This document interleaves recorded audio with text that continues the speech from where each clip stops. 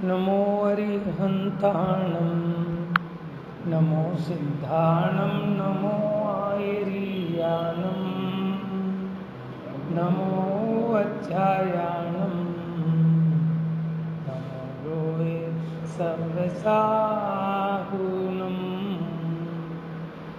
वन्दितु सर्वसिद्धे ध्रुवमचलमणोवमं गतिं पत्ते वोच्छामि समयपाहुडे नमो सुधकेवलीभणिदं नमः समयसाराय स्वानुभूत्या चकासते चित्स्वभावाय भावाय सर्वभावान्तरक्षिदे निज स्वरूप को परामरस जामे भरो अपार वंदो परमानंदमय समय सार अविकार।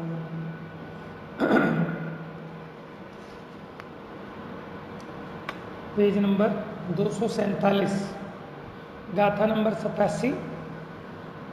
यहाँ प्रश्न खड़ा किया कि मिथ्यात्व राग आदि क्या वस्तु हैं। तो ये जीव के हैं कि अजीव के हैं, कि दोनों के हैं, कि दोनों के नहीं हैं। तो यहाँ कहते हैं, गाथा पढ़ेंगे। मिच्छत्तं पुणदुविहं जीवं जीवं तहेव अन्नानम् अविरधि जोगो मोहो को आदिया इमे भावा मिथ्यात्व जीव अजीव उभयविद अज्ञान है अविरमन योग रुमोह अरु क्रोधादि। यहाँ कहते हैं मिच्छत्तम यानी मिथ्यात्व पूर्ण दुविहम माने मिथ्यात्व भी दो प्रकार का है। कौन कौन से हैं वो दो प्रकार? जीव और अजीव। यानी एक मिथ्यात्व तो जीव है और एक मिथ्यात्व अजीव है। तहेव अन्नानम तथा अज्ञान भी माने अज्ञान भी, एक तो जीव अज्ञान और एक अजीव अज्ञान। अविरधि यानी अविरति माने व्रत के परिणाम न होना। 12 प्रकार का असंयम ये अविरति है, माने विषयों के अत्याग रूप भाव वो अविरति है। तो जो जीव का भाव है वो जीव अविरति, और जो अप्रत्याख्यानावरण आदि कषाएं हैं उनका उदय वो अजीव अविरति। जोगो माने योग, योग भी दो प्रकार का, जीव योग और अजीव योग। मोहा माने मोह भी दो प्रकार का। कोहादि माने क्रोधादि। इमे भावा ये सब भाव दो दो प्रकार के। क्या कहा इन सबको? भाव कहा।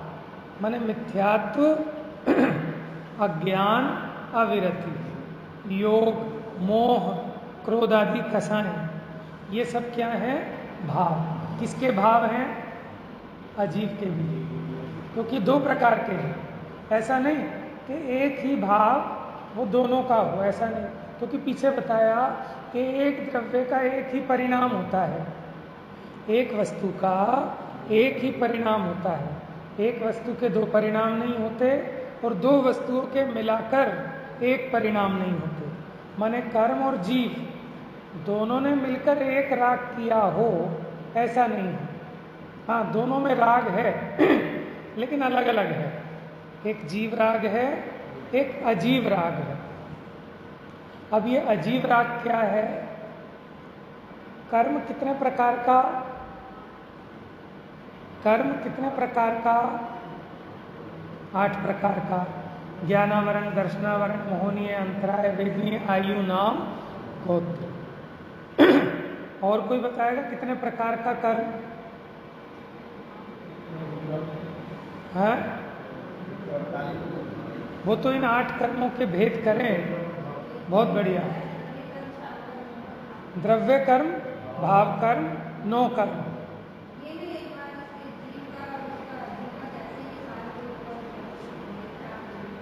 ये अभी बताएंगे आगे, अभी तो गाथा ही पढ़ रहा हूँ।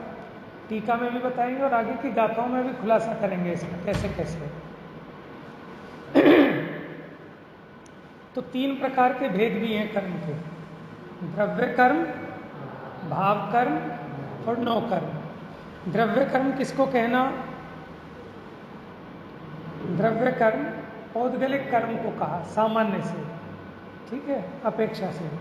ज्ञानावरण, दर्शनावरण, मोहनी, अंतराय जो 8 कर्म हैं ये कहलाएंगे द्रव्य कर्म। और भाव कर्म जीव के जो मोह, राग, द्वेष आदि विकारी भाव हैं इन सबको कहते हैं भाव कर्म, ठीक है। जीव के परिणामों में जो मोह, राग, द्वेष रूपी भाव हुए इनको कहते हैं भाव कर्म, ठीक है। अब जीव कर्मों का फल जिनके निमित्त से भोगता है या जिनके निमित्त से नवीन कर्म बांधता है वो सब कहलाते हैं 9 कर्म। 9 माने नाम मात्र के, वो कर्म है नहीं, वो कहने भर के कर्म है। जैसे मेरा मकान, ये कर्म नहीं है, लेकिन मैं इसको देख देख कर राग करता हूँ और नया कर्म बनता है तो वो मेरा 9 कर्म है। अथवा वो मकान पुण्य कर्म के उदय से मिला और उसमें हर्षित होता हूँ तो उसके माध्यम से मैं कर्म के फल को भोग रहा हूँ तो वो मेरा 9 कर्म, ठीक है। देखो आप कहीं घूमने गए मान लो और वहाँ होटल में ठहरे या धर्मशाला में ठहरे, तो धर्मशाला आपकी क्या है? द्रव्य कर्म है, भाव कर्म है, 9 कर्म है कि ज्ञेय है? ज्ञेय नहीं है तो ज्ञेय, लेकिन मैं जब उसमें इष्टनिष्ट कल्पना करता हूँ तो फिर उसके माध्यम से कर्म बांधता हूँ अथवा कर्म के उदय को भोगता हूँ, तब वो मेरा 9 कर्म हो जाता है। बात समझ में? ये स्त्री, पुत्र, मकान, दुकान, धन, दौलत, जायदाद ये सब मेरे से भिन्न पर द्रव्य हैं और ये मेरे ज्ञान के ज्ञेय हैं, लेकिन जब मैं उन्हें ज्ञेय ना जानकर उन्हें अपना मानता हूँ तो उसके माध्यम से नवीन कर्मों का बंध करता हूँ और अपने कर्म के उदय के फल को उसके माध्यम से भोगता हूँ, तो वो कहलाते हैं मेरे 9 कर्म। अज्ञानी के लिए सारे के सारे 9 कर्म हैं क्योंकि उसको संसार में फंसने के कारण बनते हैं। बोलो।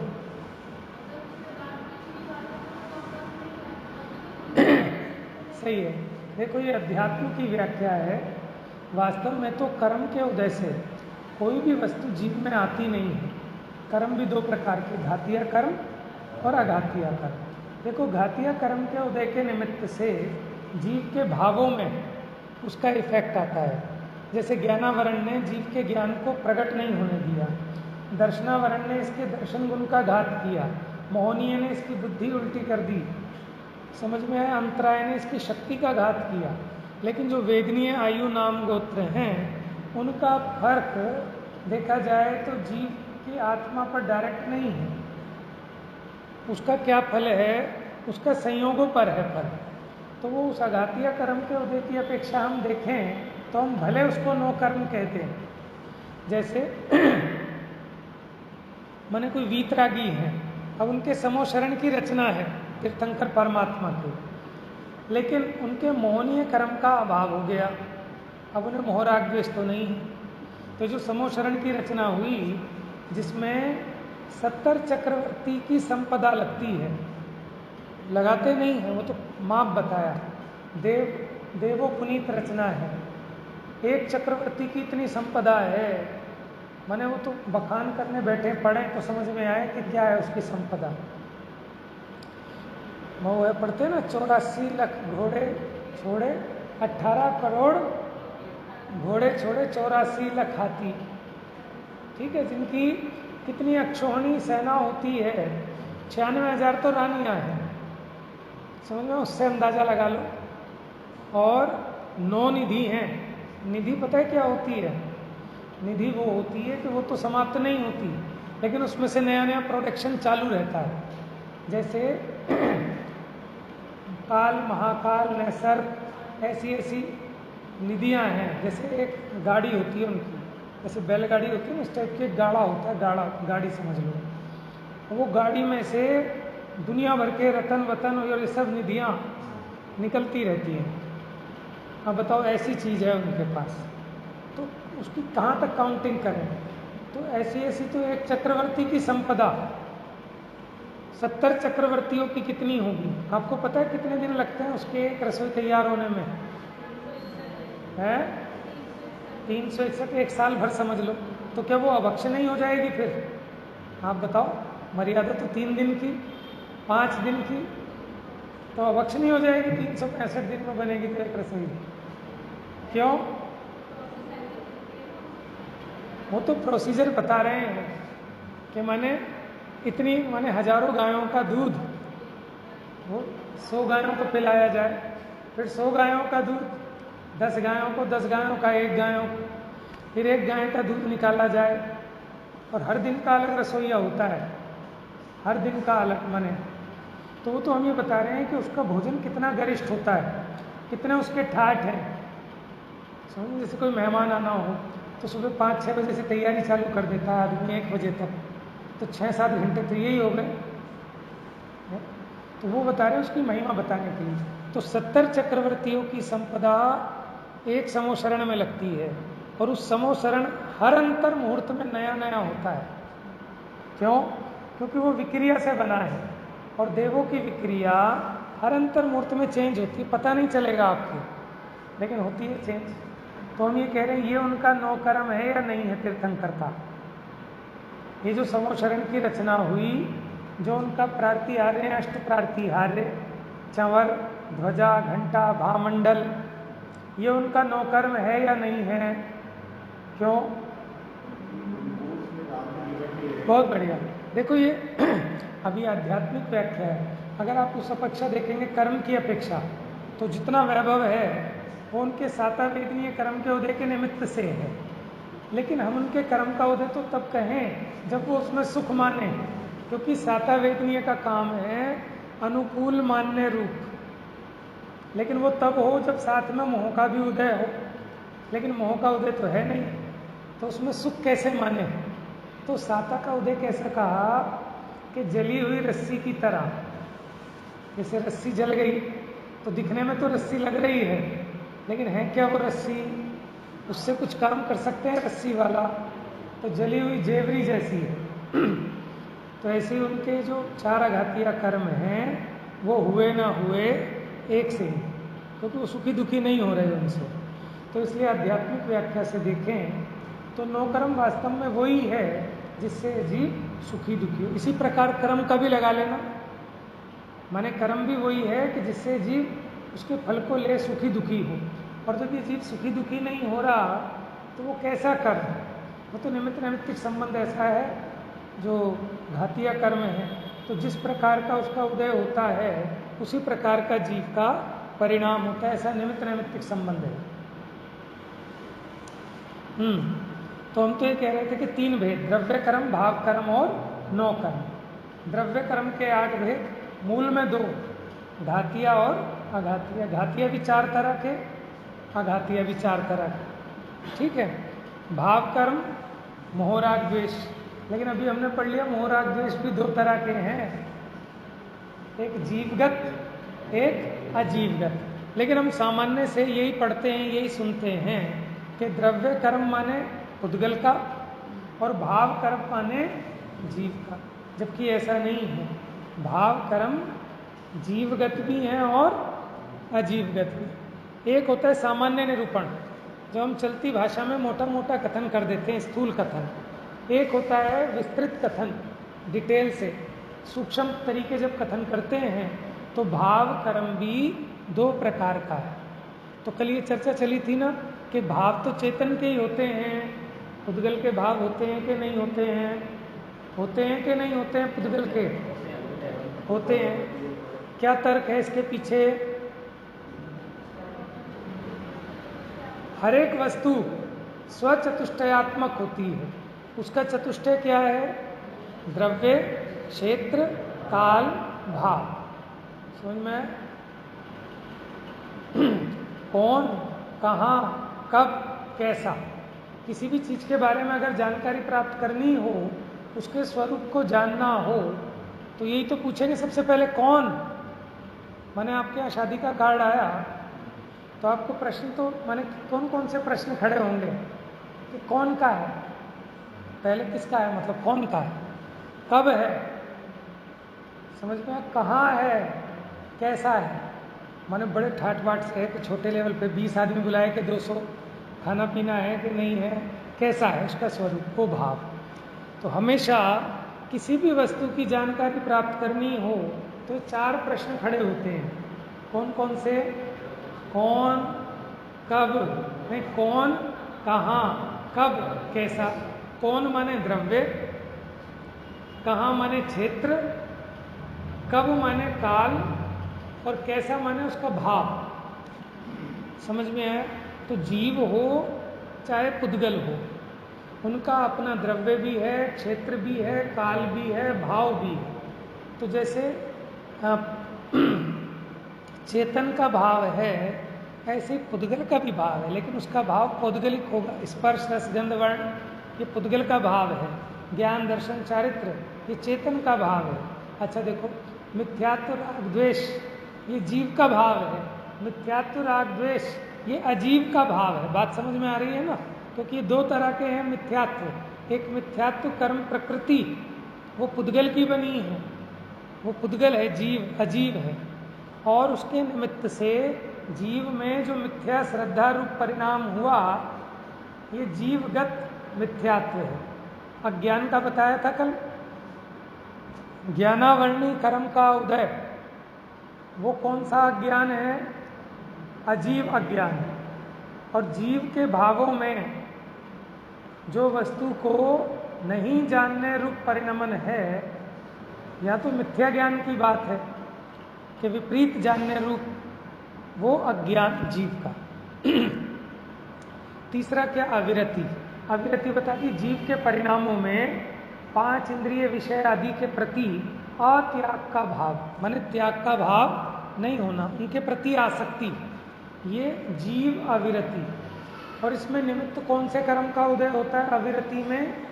अप्रत्यख्यानावरण आदि, ये जो कषाय कर्म की प्रकृतियां हैं, ये पौद्गलिक। इसी प्रकार मन वचन काय, इनको योग कहते हैं ना, ये जीवगत हैं कि पुद्गलगत हैं? मन वचन काय ये अजीव योग हैं या जीव योग हैं? अजीव, क्योंकि मन, वचन और काया ये पौद्गलिक शरीर की रचना है, ये तो अजीब। लेकिन इनके निमित्त से आत्मा के प्रदेशों में जो कंपन होता है, जो स्पंदन होता है, जो चंचलता है, वो जीव योग। क्या रह गया? क्रोध। जीव के अपने परिणामों में जो कलुषता रूप, तीव्रता रूप भाव हुआ, वो जीव क्रोध। और क्रोध प्रकृति का उदय, जो कर्म की एक प्रकृति है, उसके उदय में जो उसका अनुभाग आया, वो क्या है? पौद्गलिक क्रोध, यानी अजीव क्रोध। लेकिन वो भी भाव है, ये लिखा ना, ये सब भाव हैं दोनों प्रकार के।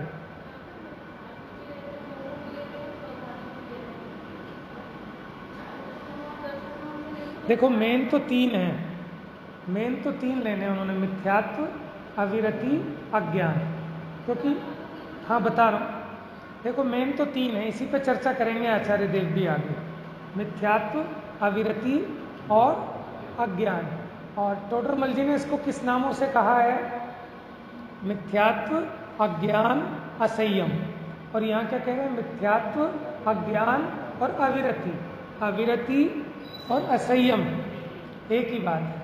अच्छा, अब आप बताओ, मिथ्या दर्शन, मिथ्या ज्ञान, मिथ्या चारित्र, और मिथ्यात्व, अज्ञान और असंयम एक ही बात है? थोड़ा सा अंतर है। थोड़ा सा अंतर कैसे? देखो, अब मिथ्यात्व तो चलो एक ही बात है, मिथ्या ज्ञान कौन से गुण स्थान में चला जाता है? चौथे में। और अज्ञान कौन से गुण स्थान में जाता है?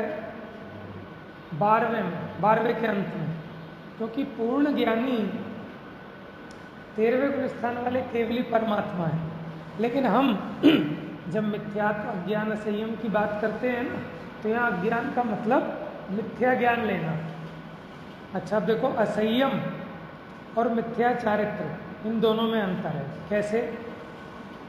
मिथ्या चारित्र तो चौथे गुण स्थान में चला गया, लेकिन असंयम नहीं गया, क्योंकि चौथे गुण स्थान का नाम क्या है? क्या नाम है? अविरत सम्यक दृष्टि। तो चौथे गुण स्थान वाला संयमी है कि असंयमी? चौथे गुण स्थान वाला असंयमी है। तो मिथ्या चारित्री है कि नहीं?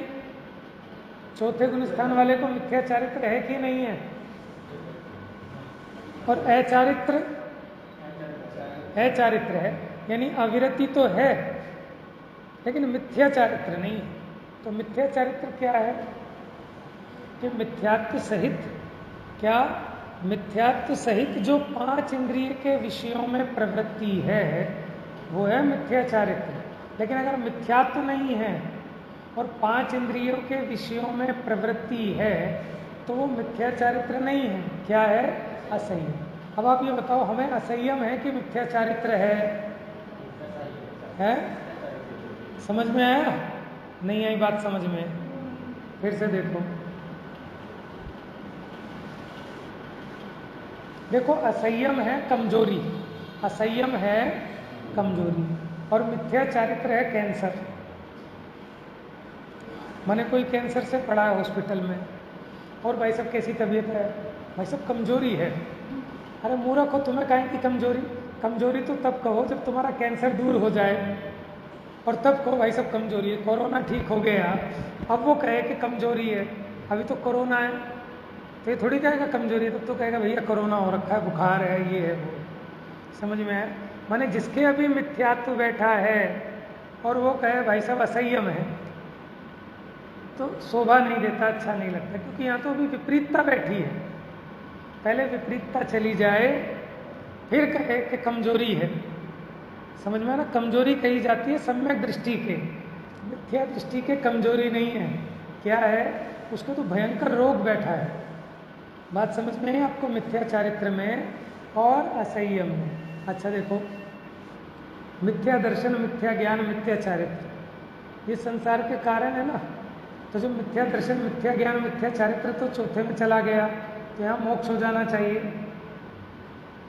मिथ्या दर्शन, मिथ्या ज्ञान, मिथ्या चारित्र, ये चौथे गुण स्थान में नहीं है, तो उसे मोक्ष हो जाना चाहिए, क्योंकि सम्यक दर्शन, ज्ञान, चारित्राणी मोक्ष मार्ग। तो चौथे गुण स्थान में मोक्ष क्यों नहीं हुआ? असंयम है, अभी अचारित्र है। भले ही मिथ्या चारित्र नहीं है, लेकिन अचारित्र है। भले ही मिथ्या ज्ञान नहीं है, लेकिन अज्ञान तो है। तो फिर ज्ञानी कौन है? सर्वज्ञ परमात्मा, वो है ज्ञानी, और उनके नीचे के सारे अज्ञानी। बात समझ में? अच्छा, फिर संयम कौन से गुण स्थान में होता है पूरा? है? अच्छा, मुनिराज को सकल संयम है कि नहीं? मुनिराज के पूरा संयम है या नहीं? तो फिर वहाँ मोक्ष हो जाना चाहिए, लेकिन वहाँ भी नहीं होता। भाई साहब, वहाँ भी संजुलन कषाय का उदय है, मंद है। तो चलो 12वें में नहीं है, तो 12वें में मोक्ष हो जाना चाहिए, लेकिन 12वें में भी नहीं हो रहा। समझ में आया? क्योंकि 14वें के अंत तक यद्यपि उससे जीव दुखी सुखी नहीं हो रहा, लेकिन अभी कर्म की प्रकृतियों की तरफ से संयोग के कारण समझ लो, या कोई केवल ज्ञान गम में अभी औदैहिक भाव रहता है, तब तक ये जीव संसार में रहता है। ठीक है ना? और जब अध्यात्म का प्रकरण होता है, तो हम तो चौथे गुण स्थान की मुख्यता से ही कथन करते हैं। लेकिन कोई ये ना समझ ले कि चौथा गुण स्थान हो गया माने सब हो गया, ऐसा नहीं है। चौथा गुण स्थान होना माने अब आपका एडमिशन हुआ है मोक्ष मार्ग में, अब आपने बहुत कुछ करना है। चौथा गुण स्थान होना, सम्यक दर्शन होना, ये एंड नहीं है, ये तो प्रारंभ है। धर्म का प्रारंभ होता है सम्यक दर्शन से। सम्यक दर्शन बीज है, समझ, फल नहीं है।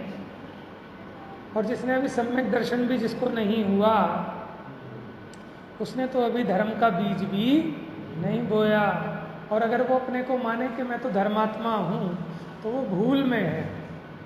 हाँ, ये बात अलग है कि बीज बोने से पहले भी बहुत काम होते हैं, समझ में आया ना। और अगर उस प्रोसेस में भी है तो नैगम ने कहता है कि भैया ये बीज बो रहा है, अभी गया नहीं, अभी मार्केट जाऊंगा बीज लेके आऊंगा, लेकिन अभी पैसे इकट्ठे कर रहा हूँ। तो भी कभी क्या कर रहा है कि अब बीज बोऊंगा, बीज बो रहा हूँ। जैसे कोई व्यक्ति चावल लेने गया दुकान पर, ठीक है, लकड़ी लेने गया, चूल्हा वूल्हा जोड़ रहा है, तो भाई क्या कर रहा है कि भाई खाना बना रहा हूँ।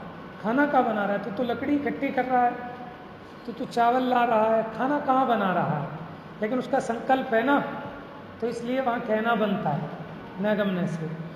इसी प्रकार जो जीव तत्वाभ्यास में लगा, देव शास्त्र गुरु का समागम कर रहा है, तो उसको भी नैगम्य से ऐसा कहा जाता है कि ये धर्म कर रहा है। लेकिन वास्तव में तो धर्म कब होगा कि जब सम्यक दर्शन हो, बीज उसको समझ में ही तब आएगा। लेकिन उसके पहले काम होगा जरूर। लेकिन इतने में इति श्री नहीं मानना। और कोई सोचे जब ये धर्म है ही नहीं तो क्यों करें, तो भैया इसके बिना वो बीज भी कहाँ से बोओगे? तो उसके पहले गुड़ाई भी करनी पड़ेगी, खड्डा खोदना पड़ेगा, बीज लाने भी पड़ेंगे, पानी भी डालना होगा, तभी तो बीज बोया जाएगा। तो सब काम होंगे। तो आपने जो प्रश्न पूछा था ना, वो अभी इसमें आएगा। अभी हमने थोड़ा थोड़ा तो बताया था, तो अभी बताया ना, एक तो कर्म का उदय, वो अजीव मिथ्यात्वादी हैं, और जीव के जो भाव हैं वो जीव मिथ्यात्वादी हैं, क्योंकि भेद ज्ञान कराना है जीव और अजीव में। अब कर्ता कर्म की तरफ से पहला जो अधिकार था जीवाजीव अधिकार, उसमें एकत्व ममत्व बुद्धि छुड़ाई थी। यहाँ कर्ता भोक्ता बुद्धि छुड़ानी है। देखो, जो मिथ्यात्व कहा है वह दो प्रकार का है, एक जीव मिथ्यात्व और दूसरा अजीव मिथ्यात्व। और इसी प्रकार अज्ञान, अविरति, योग, मोह, पेज नंबर 248, मोह तथा क्रोधादि कषाएं, ये सर्वभाव जीव और अजीव के भेद से दो दो प्रकार के हैं। देखो, बंध के कारण ना 5 हैं, मिथ्यात्व, अविरति, प्रमाद, कषाय और योग। उन्होंने उसकी अपेक्षा भी बता दिया। तो जीव को बंध का कारण कौन? उद्गल, ये जीव के स्वयं के भाव, ठीक है। और जो कर्म बनता है उसका कारण कौन? जीव के भाव के पुद्गल का अपना भाव। आप बताओ कैसी बात कर रहे हो? क्या एक द्रव्य दूसरे द्रव्य का कुछ कर सकता है? अच्छा बताओ, मैं कर्म को भोग सकता हूं क्या? मैं कर्म को कर सकता हूं, क्यों? न्याय बताओ। जैन दर्शन का मूल सिद्धांत है एक द्रव्य दूसरे द्रव्य का कुछ भी नहीं कर सकता। तो मैं जीव और ये कर्म उद्गल। कर्म बिचारे कौन? भूल मेरी अधिकारी, अग्नि सहे घनघात लोहे की संगति पर। बात समझ में आ गई? अच्छा, तो जीव कर्म को नहीं कर सकता, ठीक है, यानी कर्म को जीव नहीं बांध सकता। अब जब कर्म का उदय आता है, उसके फल को कौन भोगता है? जीव भोगता नहीं है, ये तो निमित्त की तरफ से कहा जाता है। देखो, आपका बढ़िया आलीशान मकान है, तो आप उस मकान को भोगते हो कि अपने भाव को भोगते हो? बात समझ में आ रही? अपने भाव को भोगते हैं। लगता है कि मकान भोगा, ये कपड़े जो पहने इन्हें क्या भोगा, क्या किया, आत्मा में कहाँ चले गए कपड़े? आपने खाना खाया, क्या भोगा? अपने आप में कहाँ गए? आप पूरा एक्सरे कराओ, अल्ट्रासाउंड कराओ, यहीं कहीं धरा है, इस पेट में ही रखा है, आप में क्या गया? तो आपने उस समय अपने राग को भोगा, सच पूछे तो ज्ञान को भोगा, लेकिन अभी अज्ञानी है ना, तो अज्ञान को भोगा। रसगुल्ला खाया तो अपने रसगुल्ले संबंधी राग को अथवा किसी अपेक्षा उस संबंधी ज्ञान को भोगा। रसगुल्ले को मैं भोग सकता, ये है कर्ता कर्म पने का भेद विज्ञान। मैंने जब रसगुल्ला खाएं तो ये बात ख्याल में रहनी चाहिए, हर समय उपयोग रूप तो नहीं होगी, लेकिन ये निर्णय तो होना चाहिए ना कि मैं रसगुल्ले को नहीं भोगता, मैं अपने अज्ञान को भोग रहा हूँ, अपनी अज्ञानता से। बात समझ में आई ना कि हाँ, देखो भोगने और करने का मतलब क्या, उस रूप परिणमित होना, यही उसका भोगना है। जैसे रसगुल्ले को मैंने खाया तो मैं कोई रसगुल्ले रूप तो परिणमित नहीं हुआ ना, इसलिए मैंने रसगुल्ले को नहीं भोगा। लेकिन उसके ज्ञान रूप परिणमित हुआ तो मैंने ज्ञान को भोगा। बात समझ में आई? तो करने और भोगने का मतलब है उस रूप होना। कल बताया था ना, भाए जाने पर, भाना माने क्या है, होना, यानी उस रूप परिणमित होना। अगर आप उस रूप परिणमित होते हैं तो कहा जाएगा कि आप करते हैं और भोगते हैं, या परिणमति सा करता। समझ में आया? तो कोई भी पदार्थ हो, देखो अभी जो आपको स्वादिष्ट लग रहा था रसगुल्ला, अब हमने दूसरा खिलाया, तो जितना पहले में स्वाद आया था उतना दूसरे में आया कि नहीं आया, ईमानदारी से बताना। अच्छा, जितना दूसरे में आया तीसरे में, पहले में मान लो आपको 500 डिग्री आया था, ठीक है, तो दूसरे रसगुल्ले में 400 डिग्री आएगा, तीसरे में 300 आएगा, फिर चौथे में 200, पांचवें में 100 डिग्री, छठे में 50, सातवें में आनंद नहीं आएगा, नेगेटिव में चला जाएगा, दुख आना चालू हो जाएगा। अब 50 डिग्री दुख आएगा, अब आप फेंक के मार दोगे थोड़ी देर बाद, दिमाग मैंने ठेका ठा लिया, किसने कहे थे 50 रसगुल्ले बनाने को, मैं निपटाऊंगा क्या? क्यों? अब उसमें से दुख आने लगा। तो रसगुल्ले में सुख है कि दुख है? बहुत बढ़िया, ना सुख है। अगर आप कहो कि दुख है तो पहले रसगुल्ले में सुख क्यों आया, और आप कहो कि सुख है तो फिर वो 8वें रसगुल्ले में दुख क्यों आया? तो आपने किसको भोगा? रसगुल्ले को भोगा कि अपने भाव को भोगा? तो जीव तो अपने उपयोग का भोगता है। आप देखो, कभी आपको लगता होगा भैया आज तो बहुत मज़ा आया, मंदिर में बहुत बढ़िया पाठ हुआ, ठीक है, भले ही कोई छोटा मोटा विद्वान आया हो, लेकिन कभी कोई बड़ा विद्वान भी आया हो तो भी आपका उपयोग नहीं लगता, आप कहते पता नहीं क्या टाइम खराब कर दिया। तो आपने प्रवचन को नहीं भोगा, आपने विद्वान को नहीं भोगा, आपने अपने उपयोग को भोगा। अगर आपका उपयोग बढ़िया है तो आपको लगता है सब चीज़ें बढ़िया, और अगर आपका उपयोग खराब है तो सब चीज़ें घटिया। माने आप शिमला घूमने गए, आप बढ़िया गार्डन में घूम रहे हो, आपके पास फ़ोन आ गया, बाबूजी ये 50 लोग आए हैं गाड़ी में भर भर के, इनकम टैक्स वाले लग रहे हैं और साथ में ईडी वाले भी हैं और सीबीआई वाले भी हैं, सब हैं। तो घूमते रहो आप गार्डन में, ठीक है, 5 दिन का आपका टूर है, प्रोग्राम आपको फ्री पैकेज मिला हुआ है, फैमिली के साथ है, बड़े खुशी खुशी गए थे। अब बताओ आप भोग रहे हो कि नहीं भोग रहे हो?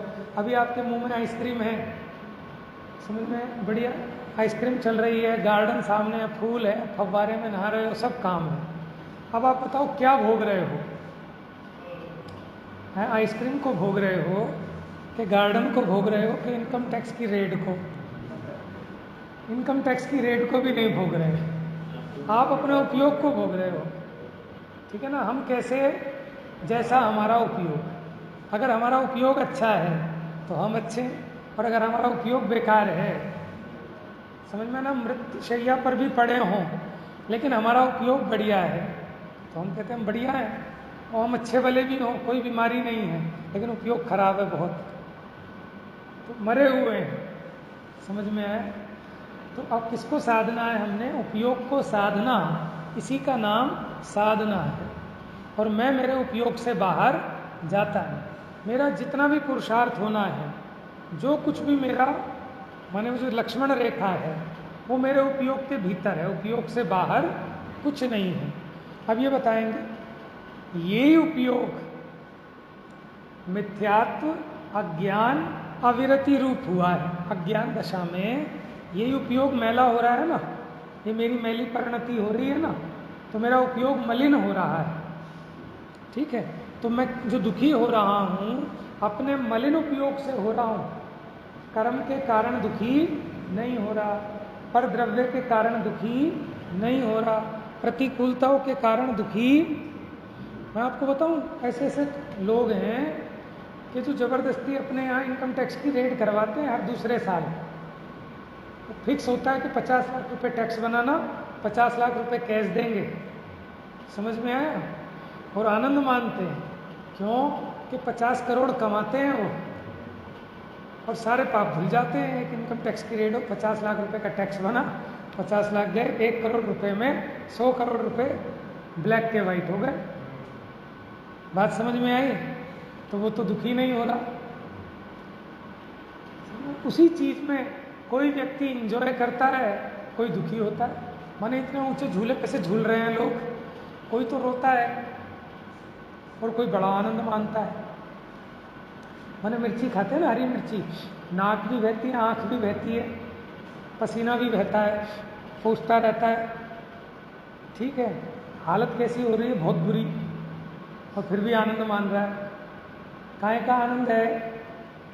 अब देखा जाए तो कहने बेचारा कितना दुखी, पूरा तो मुंह लाल हो जाए हरी मिर्ची खाने में, नाक से भी पानी बहे, ऐसे ऐसे करता है और खाता रहे, आंख से भी पानी बहे, और फिर भी राजी मान रहा है। तो क्या भोगा उसने? अपने उपयोग को भोगा। तो दुनिया में आज तक मैंने कुछ भी भोगा, भोग सकता, लेकिन मानता हूँ तो अपनी उस मान्यता को भोगता हूँ, अपनी उस विपरीत मान्यता से दुखी हूँ, और अपनी उस विपरीत मान्यता को त्याग दे तो अपनी सम्यक मान्यता से सुखी होता है। उसी का नाम सम्यक दर्शन है।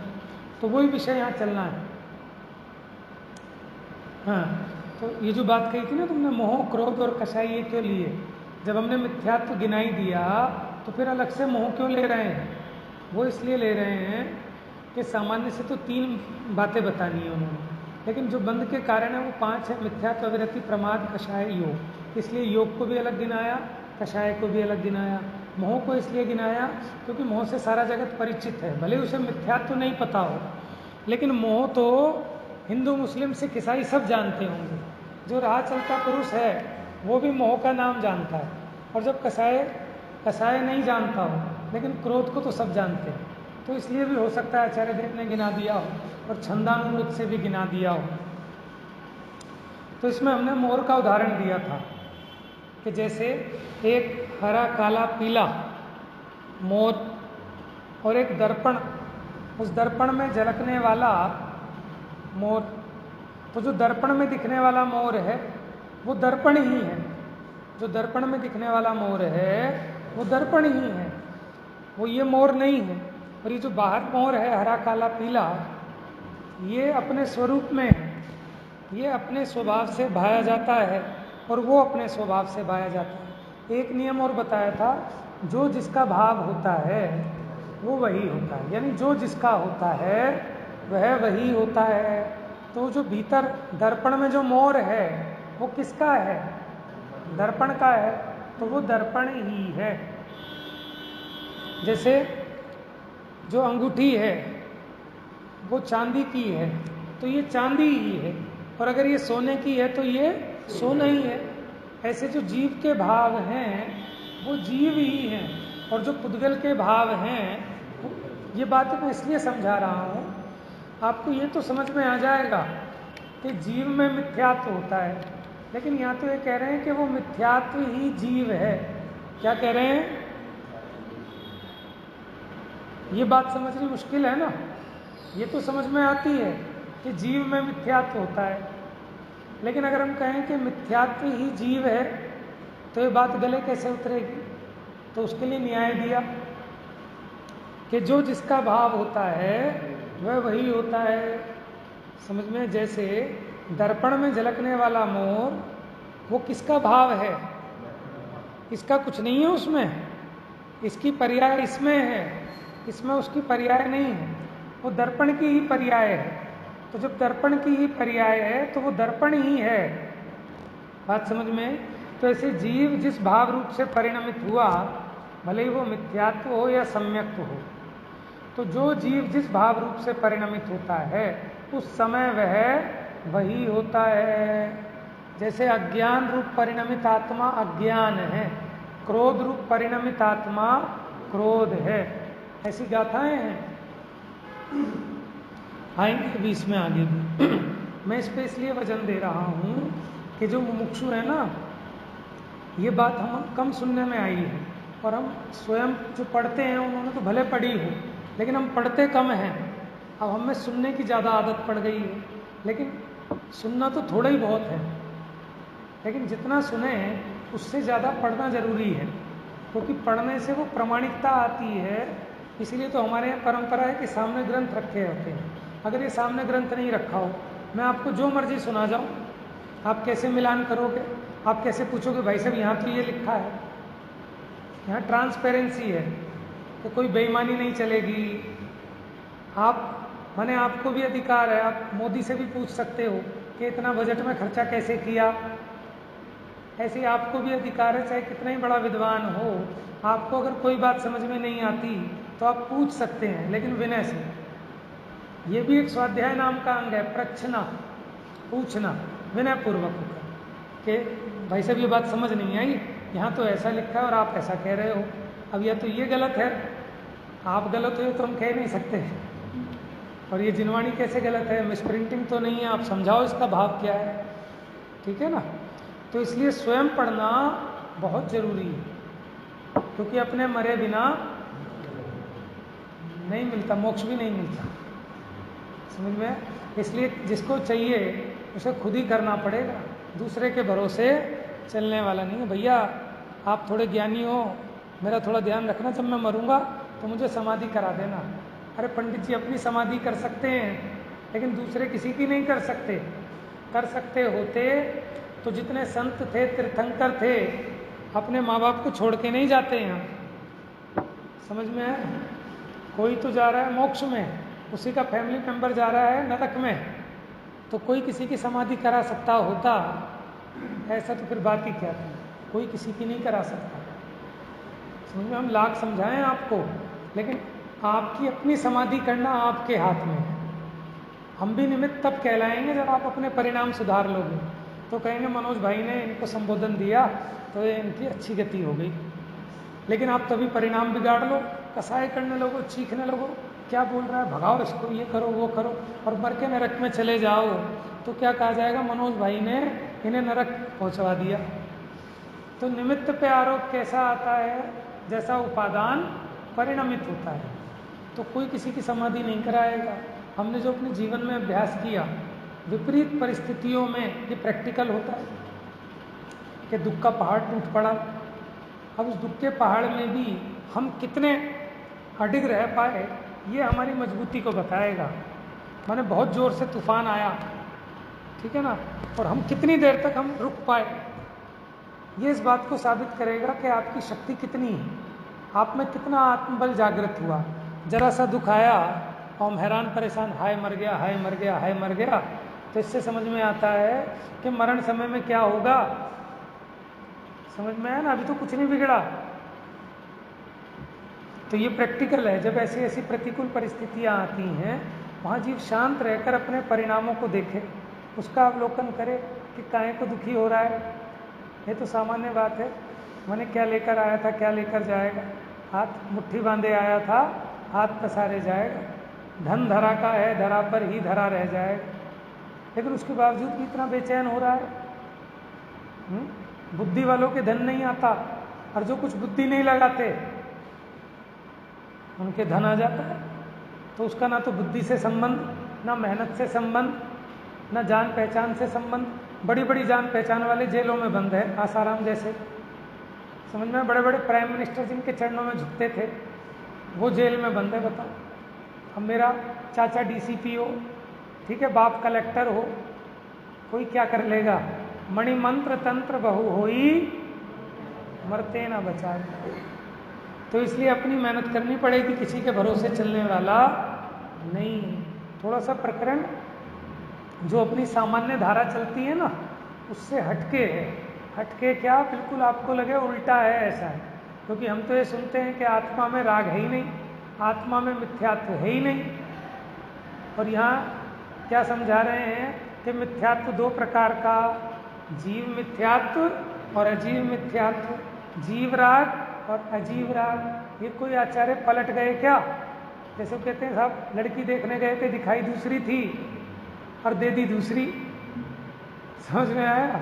तो ऐसे ही जिनने लिखा अहम एको खलु शुद्धो, वो कोई दूसरे आचार्य होंगे, और जिन्होंने लिखा कि मिथ्यात्व जीव है और अजीव है, ये कोई दूसरे होंगे। ऐसा नहीं है। तो अपनी समझ को इतना ब्रॉड और इतना माने हमें मजबूत बनाना होगा कि हमें दोनों का आशय सही स्पष्ट हो जाए और मिर्ची भी ना लगे। समझ में है ना? देखो अगर मिर्ची लगती है, चिड़चिड़ी आती है, तो बहुत पाप का बंद होता है। इसका मतलब हम पक्षपात लेकर बैठे हैं, क्योंकि कुंद आचार्य की बात है ना, कुंद आचार्य स्पष्ट कर रहे हैं, तो उनकी एक बात तो आपको अच्छी लग रही है, दूसरी बात आप उनकी मानने को तैयार नहीं, तो इसका मतलब आप पक्षपाती हैं, आप उनको मानते ही नहीं। हमने बच्चे को कहा जा खेल ले, तो खेलने चला गया, हमने 10 बार आवाज़ दे दी, बेटे आजा, बेटे आजा, बेटे आजा, बेटे आजा, आता ही नहीं। और जब हम उसको पकड़ के लाए गर्दन, कान पकड़ के, कहता आपने तो कहा था चले जाओ। तो मैंने एक बार कहा था चले जाओ और 10 बार कहा कि आजा, वो नहीं सुनी। ये छल है ना? तो इसीलिए उन्होंने कहा चुक्के छलम ना घे तव्वम, कि छल ग्रहण नहीं करना। हमने कहा कि तू शुद्ध है, ये तो तूने सुन ली। और जहाँ हमने इतनी बार कहा कि तू मलिन है, दुष्ट है, अंध बुद्धि है, ठीक है ना, वो तेरे समझ में नहीं आ रही बात। तो छल ग्रहण नहीं करना, जो बात जिस अपेक्षा से है उसे उस अपेक्षा से स्वीकार करके अपने रागादि मिटाना, ये उपाय है। ठीक है ना? तो प्रकरण ये मैंने सबसे शुरू में जब स्वाध्याय प्रारंभ किया था तब इन्हीं गाथाओं से किया था, 87वीं गाथा से, जब कोई ग्रंथ नहीं लगाया था, ऐसे बीच में लिया था कभी। और अब भी लॉकडाउन से पहले भी ये गाथाएँ चल चुकी हैं, 3-4 गाथाएँ, लेकिन मुझे फिर से ऐसा लगता है कि जैसे फिर पहली बार ही ले रहे हैं विषय, क्योंकि ये विषय सामान्य उसमें कम चलते हैं।